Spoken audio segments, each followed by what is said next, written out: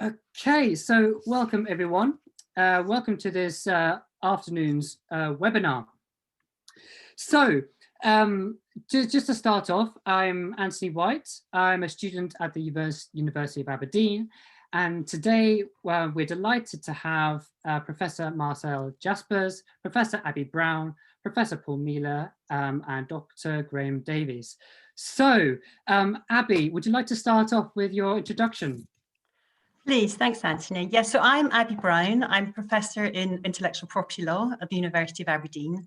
And through this, I've had the joys of being reintroduced to singing, and I've also learned to dive. I'm really looking forward to today. Thank you. Fantastic. Marcel Jaspars. Hi there, my name is Marcel Jaspars. I'm Professor of Chemistry at the University of Aberdeen, and I look for drugs from deep sea organisms, in particular bacteria, fungi, and blue-green algae, things like that. So I will be looking for drugs for cancer, inflammation, infections, and parasitic diseases for quite some time now, and hoping to get to develop something that works in human beings in the near future, but we're still some way away. Brilliant, fantastic. And we've got Dr. Grahame Davies. Hello, I'm Grahame. I'm a writer, poet, and I am Paul Miller's librettist. So Paul and I work together on various musical projects and commissions, and it's a great privilege to work with such a tremendous composer. And this has been a wonderful project to be involved with. Wonderful. And Professor Paul Miller, Royal Composer. Well, thanks, Anthony. Yes, I'm Paul, composer, professor of music at the University of Aberdeen, and I'm Grahame Davies' composer. He does the words, I do the music, and we've worked a lot together very successfully over many years now. And in fact, we, as well as doing this project, which we've done, we're also doing another nautically themed project for the BBC, which we can talk about at some other point in the future, called The Wonders of the Celtic Deep. Which we're doing as well. So it's great to be here, and I know we've got lots of things we want to talk to you about. Science meets art, so let's get on with it. Thank you. Fantastic. And Dr. Maria Baker is just going to give a small introduction about DOSI. Hello, my name's Maria Baker from the University of Southampton, where I'm a senior research fellow. And I'm also co-lead for the Deep Ocean Stewardship Initiative, which is otherwise known as DOSI. We're a transdisciplinary network of almost 2,000 deep sea scientists and other stakeholders, such as policymakers and lawyers and NGOs from 93 different countries. And our purpose really is to inform national, regional and global deep sea policy through independent science. What we're not is we're not an advocacy group, but we do have this vision of a healthy deep ocean, which will be able to contribute to the wider Earth system through sustainable management. And this management, we hope, will be largely informed by our current understanding of the science. All this work is actioned through 10 working groups, which focus on specific areas such as deep sea mining, fisheries, climate change, marine genetic resources, as we've heard from Marcel, pollution and debris, and some others. But another one of our key actions for DOSI is to enhance global capacity and collaboration. And we're also increasingly trying to inform the general public about the critical importance of our ocean for all life on Earth, including humankind. So this opportunity to share marine science through the arts is really an excellent way to sort of open up our scientific world to others who are normally in this world. So exciting. Fantastic. Well, thank you very much, Maria. As you can see, we've got an incredible team this year putting together, either marketing. We've got Hannah Sharman as well in the Zoom call. So, we have an incredible team of scientists and artists to create something special for this year's Song of the Ocean project. So I think that leads on to the question, there's lots of planning that was involved. So how did the collaboration with the Deep Ocean Stewardship Initiative and the University of Aberdeen start? I'll go for that one. So yeah, it was some time ago. I got invited down to Southampton by Harriet Harden Davies to come and give a presentation, I think, and also work in a workshop on what the Deep Ocean Stewardship could do in terms of working with the United Nations on this new treaty, which is this international legally binding instrument. It's a very long title. It's something like Conservation and Sustainable Use of Biodiversity of Areas Beyond National Jurisdiction, which basically means the deep sea biodiversity, which isn't protected by any means at the moment. So we're trying to help do that with this group by providing advice. And that meeting was the first time that I got involved with DOSI, and I thought it was such a good bottom-up initiative of scientists and policymakers and other stakeholders getting involved and trying to make a difference. And I met them also at the UN meeting several times, and I think I got into the meeting at the UN one time with UN as well. And it was really good fun to work with them, and we write policy papers together, briefs together. So that's how it all started. And I'm one of the co-leads on the Marine Genetic Resources Working Group, which again tries to write papers and develop ideas around how science might inform the policy. So I'll pass on to Abbe or Maria on what their recollections were of the first meeting. Yes, thanks, Marcel. Yes, so I was very much indebted to Marcel for introducing me to this. One of Marcel's meetings in Aberdeen, co-led by DOSI, looking at exploring how we can deliver a most effective and workable solution for benefit sharing, how we can sustain the area, the bit in the middle of the sea that no one owns, essentially, how we can develop new drugs for best health effects, but also be sustainable and also ensure that everyone can share that widely and fairly. And I was very interested in that and how that intersects with intellectual property rights, for example, patents, which can be a great way of encouraging innovation. But perhaps as we're all increasingly aware through COVID, it does give a lot of power to the people who control that. And there's lots of discussion about how to do that fairly. So I found DOSI and work with other colleagues a fantastic way of getting a chance to explore this. DOSI have also been so proactive in exploring lots of differing ways of trying to encourage wider engagement with this debate. And after which I know we'll come on to, Marcel, Grahame and I explored with Paul, obviously, the song. DOSI said, well, we'd love to work with you further. We actually launched the song almost exactly a year ago at an open event we had at the Royal Society of Edinburgh. And Harriet Harden-Davis, who's been mentioned, led that. We had a sellout public event. We played the song, and ever since then, we've really kept going. I must mention the Wellcome Trust, who have supported the writing and the development, the educational work, which has been able to grow from that.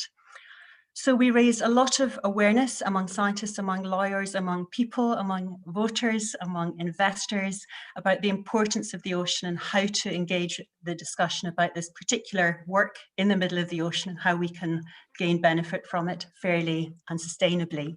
And suddenly, notwithstanding lockdown, we came round to facing World Ocean Day 2021 and the prospect of really engaging a much wider community throughout the world in lots of different language spoken and signing in sharing this work. So we're so pleased that people are interested in taking this forward. And I think perhaps Paul or Anthony might be able to say just a little bit more about this particular project and your involvement in previous initiatives. Please, thanks. Yes, thank you, Abbe. I am the composer of the piece. How did it happen? So, well, I know Marcel. I've known for a while, and I know his wife Sally particularly well. She's a musician as well, and we've known each other for a long time. In fact, we have a load of mutual friends in common. And so Marcel comes up to me one day and says, "Look, I've got this idea. We've got this amazing stuff that we're doing in science, but we want to try and engage people not just in the science community, but outside of it as well, and to see if there's something we can do with music that can get more people involved that maybe don't know about this science." And then, of course, I met with Marcel and Abbe over a coffee, if I remember, and we talked about the legal aspects of stuff, which I had no idea about. And so the idea that we talked about, the three of us at that point, was a song. What's great about a song is if you can get a song that's reasonably straightforward to sing, almost anybody can get involved in that. You don't need to be, Catherine Jenkins or Dame Janet Baker or any of these people. You could, anybody can sing. And so I thought, right, brilliant, that's great. I can do that. And then, of course, when Marcel and Abbe started telling me about the the science, the amazing science, and the unbelievably complicated legal aspects of stuff. I thought there's only one person I can think of that can grapple with all of this and come up with lyrics that are not only accurate and important pieces of reflections upon this major research, but are also artistic and easy to sing. And so the only person I could think of, the only person I work with now is Grahame Davies. He does all of the words for everything that I do now. And so I phoned him up and said, would you be interested in this? And he said, I'd love to have a look at it at least. And so I spoke to Marcel and Abbe and said, look, can you send Grahame all of the information that you want to be thought of? And so Grahame got reams of scientific research and legal documents, which he then had to go through and try and make sense out of. And so the kind of major work of this song, it was really on him. And so it's probably right that he now speaks about how he did that, because once I get his lyrics, which are always beautiful, I very rarely change anything. Then I have to. A simple thing for me is to write a tune, you know, and that's what I do. But for him to have to tackle all of this stuff, which maybe isn't part of what he normally does, I think is a real skill. So Grahame, it's probably best that you speak now about that. Yeah, thank you, Paul. That's a very good way to describe it. Obviously, I'm not a scientist myself, and like many people in the arts, science can be a bit of a mystery. So it was, but mysteries are there to be explored, as scientists know. And just because you don't necessarily, or because I don't necessarily have a background in that area, doesn't mean it isn't something that I can't venture into. So I approached it in that spirit of discovery and hopefully excitement in coming across things which were unfamiliar and which have unfamiliar or new potential for, in this case, artistic use, rather in the way the deep oceans are approached for their potential for other uses, whether that's pharmaceutical or therapeutic or whatever. And so that's how I approached it. I'd be interested, I think, to say something about the creative process of this, but maybe I'll leave that for a little bit later. How one actually elicits creativity, where one goes, how one puts oneself in the way of creativity, whether that is artistic or scientific. Maybe that's something we can come back to later. I'd be interested to know what scientists, where they go and how they trigger their own creativity. So we'll leave that maybe for a bit later, and I'll talk for now about the challenge of scientific language in poetry. So, as Paul says, it has to be easy to sing. For me, the measure is that it has to be understandable at first hearing, not something which one realizes on this second or third reading. Oh, I see what he's getting at. That has to be transmitted from the ear to the heart immediately. So the language has to be clear, a clear medium of transmission for the meaning, but also the feeling. And there is a feeling here, and I'm looking at the words I've got on screen here. I think the feeling is one of excitement, of discovery, of adventure. I think all of those things are there. Those are the things that the person should, the person singing it, so the person listening to it should hear. So that's partly what is there emotionally. And then in terms of the vocabulary, that was probably the biggest challenge, because artistic vocabulary, of course, it's hearts and landscape and feelings. Scientific vocabulary doesn't necessarily lend itself to a lyrical usage. So in this particular case, I decided that we would embrace that, and as you'll see in the words there, we managed to get in both tiger shark, obviously a very large creature, and a tardigrade, which is the smallest, if not one of the smallest, if not the smallest creature in the ocean, and chlorophytes to krill, both of those chosen not just for their scientific relevance, but of course for their alliterative potential. So having done that, shared it with Paul and the team, who then requested even more scientific language, which sent me back to the dictionary and to various glossaries of scientific terms. I was particularly pleased to be able to get the O2 and H2O in there. I was quite pleased to be able to do that, and that was how I approached it.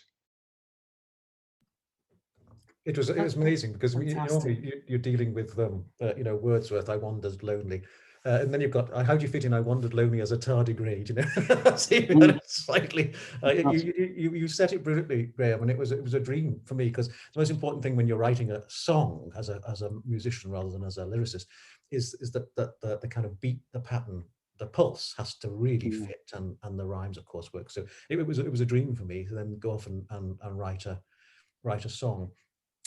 People always say to me about a song, because I write a lot.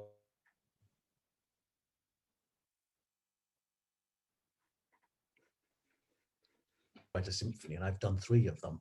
I've written three symphonies, so I can actually say, because I've done both, and I actually think symphony is much easier to write, because you can hide for 25 minutes.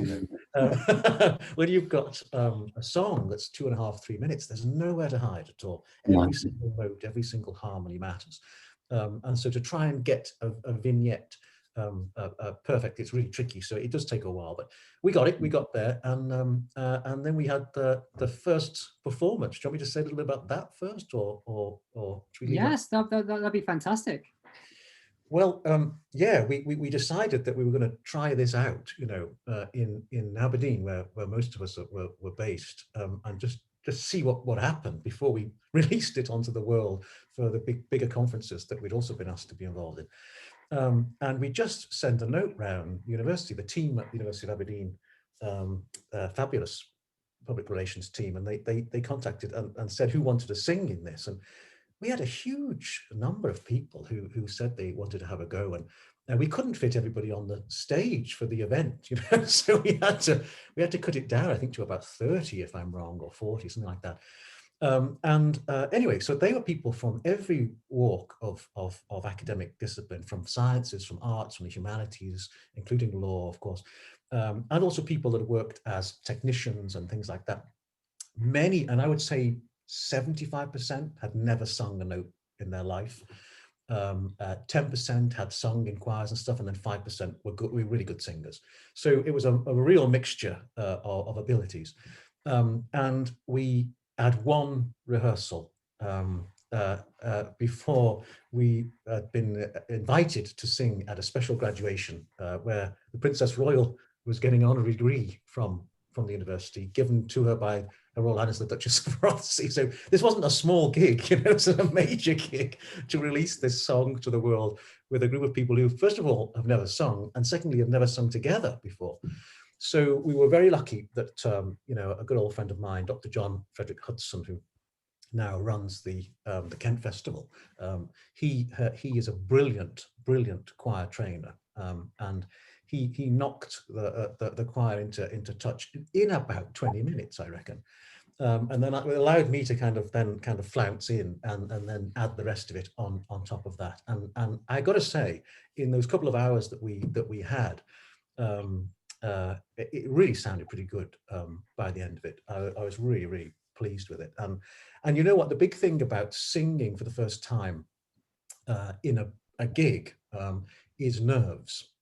People dry up, they get tense and they can't sing. We didn't have any of that. It was such a lovely atmosphere amongst the people that we were all in it together. We either kind of won this or sank in the deep ocean together in that, and it was beautiful. So that was our first gig, and then the plan was, of course, that it would be taken off into bigger events. But then, of course, COVID-19 hit us, and we were put on pause. But now this, of course, this next event. Yes, and it was incredible how in discussions how what was the purpose of the Song of the Ocean?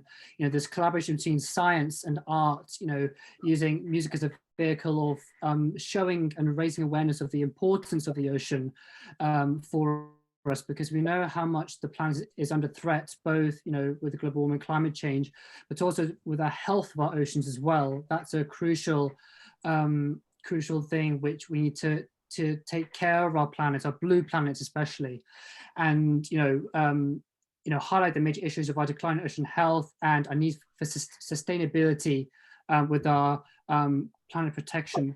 So that really goes on to kind of my next point in saying that, of course, in recent years and months, more attention has been geared towards climate change and decreasing health of our oceans, and through the collaboration of science and music. I mentioned this just a moment ago, but what messages are we hoping to share with the global community through the Songs of the Oceans project? Marcel, we'd like to just quickly talk about that. Yeah, so I mean, one of the important parts of this treaty could be one of the very first UN treaties that has climate change at the heart of it. So it's a really important aspect of that. It's one of the very few, rather than bolting it on, it's there, right at the center of it. And I think, as you've been mentioning, I mean, there's so many important reasons why the deep ocean is important. Just because you can't see it doesn't mean to say it's not important. I mean, the most important parts that you can just remember from your basic biology class is that about 50% of the oxygen comes from the oceans. But without that, we'll all be dead.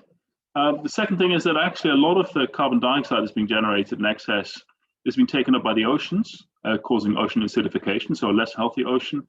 But some of it is then captured and goes to the very deep ocean and it's trapped there for tens of thousands of years. It's really important to remember that the bottom of the deep ocean is really critical to our survival, and we just don't realize that. So again, I think Maria might be able to say a little bit more about that. She's more of an expert on the deep sea stuff. Yeah, so there's so many different human impacts in the deep ocean, and as we all think, we know about them, but so many other people don't. Obviously, climate change is a big one. But there's deep sea fishing, there's increasingly deeper oil and gas production, and there's the new industries coming online now, like deep sea mining, which can have quite a far spread impact if that goes ahead. So there's all sorts of things that are there to sort of undermine the usefulness of our deep ocean and all the provision that it has for us as humankind in so many ways, including culturally as well. But I think one of the things we've learned over the last couple of decades is how interconnected the ocean is. And in the same way, how interconnected we are. And we've certainly learned that over the last year or so, even more so with the global pandemic. But we are all connected, and our science should be more connected and is becoming more connected. So in order to have a sort of a global view of the science and this sort of global musical coming together, I think it just sits really nicely with the messages we're trying to get across. Yes, most definitely. And it was an initial talks with Dosi. I was approached by Dosi, and because I had done something similar. So I did something similar with the Icing for Peace project, which was a large global virtual project which I was involved in 2020. I was in charge of the production in getting all these singers together, and Paul was actually part of the project last year, and he actually composed one of the pieces with Grahame Davies as lyricist with Fiona Kennedy. So in 2020 we were hit with lots of virtual choirs because of the pandemic, and of course a lot of the choir traditions and things we took for granted, like singing in the choir together, vanished very quickly in amongst the pandemic. And so going on from this, we've seen that of course things haven't changed too much, but we can still create a difference through creating music, through science, to making the world ultimately a better place. So Paul, perhaps we could just discuss about how the global virtual production will come together, because of course we've got myself, and we've got also Benjamin McMillan, who's kindly assisting with the projects as well, who's a really talented composer and producer as well. So Paul, perhaps we could just embellish on the actual process of submissions, and how is this production going to come about? Yes, okay. You can take part. I mean, in fact, we want you to take part, everybody, to take part, because we can't actually, because of this wretched COVID-19 business, even though, of course, there's now great light at the end of the tunnel because of these amazing vaccines that we have. But we still can't get together for World Oceans Day physically. We have been invited to perform virtually at it, which is an incredible honor, of course. If you want to get involved, there's a whole website which has been put together, which maybe Anthony or Hannah, somebody can share on here now if people haven't seen it. I'm sure you have, because you're part of the group anyway, some people here, where you can actually record your own submission. Now, the most important thing to say here is you do not, Anthony shared it there, you do not have to be a singer. In fact, it doesn't matter at all if you can sing or not. It doesn't matter. And we actually want as many non-singers as possible to come along. And it doesn't matter if your voice is a monotonal grunt. That grunt is you, it's your voice, it's part of who you are, and we'll fit it in beautifully and technically, and you don't have to ever feel embarrassed that you'll be able to point out that that's you. That'll never happen. We've got a great team of people that will blend things. So you'll see on this website that the lyrics that Grahame has written are there for you. There are the musical notes if you read music. There's also a backing track which Anthony and Benjamin McMillan have created out of my piano score for you, so you can hear the tunes.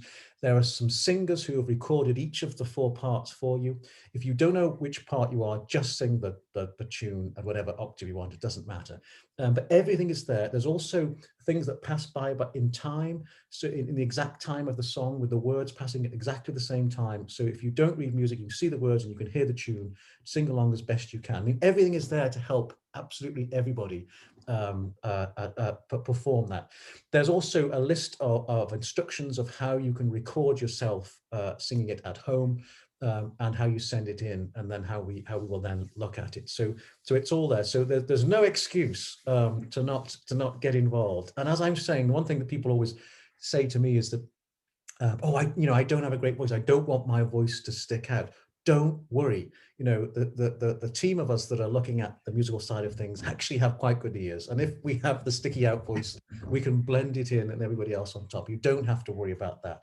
Also, a number of people have asked about doing things in different languages. Now, this production that you'll be part of is in English, fortunately and unfortunately. But you can download the music and the lyrics and the backing track, and you can do it to whichever language you want. I'm sure Grahame wouldn't mind that if you want to do a translation in German or Russian or whatever. I mean, you might want to check it by us, make sure we're happy with it. But please, whatever you want to do, the most important thing about this song is getting it out there. Also, of course, and we've already been contacted, and it's great to see Leslie here, by her wonderful signing choir, which is a choir that uses sign language, and they're going to, certainly a gang of them are going to sign their parts to this song, which I think is absolutely fantastic. So if you don't sing, as it were, that way, and you sign, please, that's all welcome. We can put all of that in, and actually, in many ways, add so much more, another level of beauty to the project. So, Anthony, have I missed anything? They're the main things. Yes, I think it's the main things. Of course, it's just making the project as inclusive as we can.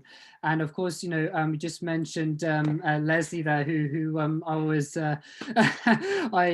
was collaborating with last year on one of Paul's projects last year. And so, no matter age, ability, everyone is invited to take part. And as I say, we're all inclusive in this project. So we're really excited to see how the project develops over the next few months into June. So I thought I'd just quickly ask, because Grahame, you've mentioned about the creative process of composing and, you know, writing lyrics and, you know, words to music that Paul has set. I wonder if you could just dive in, no pun intended, a bit deeper into the ocean, into the creative process, and how you went about it. Yes, thank you. Well, I thought it might be interesting to hear what works for different people when they're seeking new inspiration, whether that's scientific or artistic. In this particular case, obviously one never knows. Sometimes things come very quickly. It can be a few words in the initial commissioning conversation that will trigger the words which I would then write. Other times one has to go in search of the words. In this particular case, I gave it the full treatment. I went and stayed in a retreat house in the Brecon Beacons for a weekend, and most of these words were written then on a what my phone subsequently told me was a 12-mile walk, which I think was at least showed some physical commitments to the creative process there, on a very drizzly day over deserted mountains, and while muttering the snatches of these words to myself as I went, just which I find a very helpful thing to do. I think it helps if you're on the mountain doing that, because if you do that in a frequented place, then you might get some strange looks. And worked on it in that way. So there was something about the taking oneself apart to work on it. That was an element that helps. There was a sense of the distracting but also helpful physical activity, which somehow releases the creative impulse as well. Then there were some other techniques, you could say, possibly also tricks, which I find helpful. Other people may have other things which work for them. In this case, I was thinking, well, which writers have used scientific language successfully? Emily Dickinson came to mind, great American 19th century writer who could employ very, very abstruse vocabulary very often to great poetic effect. So I had Emily Dickinson very much in mind. Again, I've been to Emily Dickinson's house in Amherst in Massachusetts on 2 occasions. I'm a great devotee of hers. So drawing there on, again, some actual memories of her work, and effectively, as they say, trying to channel that voice, which is comfortable with both scientific and poetic language. So there was that, and the other one is to actually have an existing tune in mind, just as a framework to write to, something which had, in this case, the kind of feeling that I wanted to convey, and to hang the words on that, without any intention of that tune ever being. I would never say what that tune was, but it's just as a framework to work with while one puts together one's own words. So those were some of the things which I did in order to trigger the creativity. I don't know, perhaps other people have things that they do, places they go, and tricks or techniques that they use when they want to invite inspiration. That's brilliant. Thank you so much for that, Grahame. It's incredible how in the midst of a pandemic, how we can collaborate as one, especially with this unique connection between science and art, and how words can really convey such a deeper meaning in through music, and of course the piece that Paul has composed, Song of the Ocean, in the kind of preliminary stages of production, it was when I first heard it, and it, for me, it struck a chord in me, and in orchestrating and everything, it was just incredible to hear. And so Yes, I mean it's incredible, and I just a kind of thought. You know, I really enjoyed. I was there at the performance this time last year when I first heard the Song of the Oceans be performed.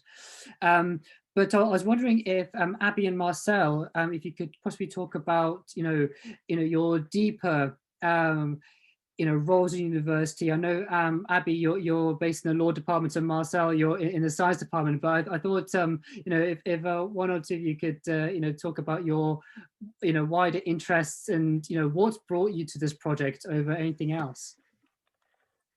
Sure, if I kick off. Yes, so I'm a professor in intellectual property law. So I mainly teach and research across the broad spread patent, copyright, trademark. My particular research interest is how legal regimes relating to encouraging innovation and creativity, and also addressing societal norms. So that might be health, that might be climate change, that might be communication. They don't really talk to each other. So in this context, we're looking at negotiating a treaty. I always say it's a bit in the middle of the sea, they make drugs from plankton, and Marcel's just horrified. That's how I understand it. And that's an environmental treaty. It's being negotiated by environmental lawyers. It's being informed by fantastic policymakers like Davies and others like International Union for the Conservation of Nature, with whom we work. And they don't really know anything about IP. And there's no reason why we should. Likewise, the IP lawyers don't really know anything about environmental law or climate change law. But there's a real possibility for, say, lots of the drafts in the agreement talk about sharing things. Now, very, very broadly, there's another treaty that says you have to have a patent, and patents don't really tend to like sharing.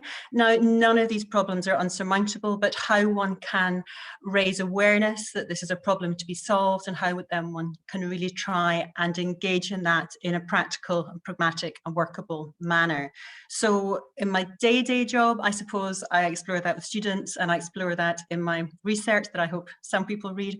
But what's been great from this project has been the chance to work with Davies in developing policy pieces, and then to engage much more widely with publics to raise awareness and try and really do something real. So it's just been a fantastic opportunity. And I suppose from the other side, half of my job is now I'm the University Dean for Student Support.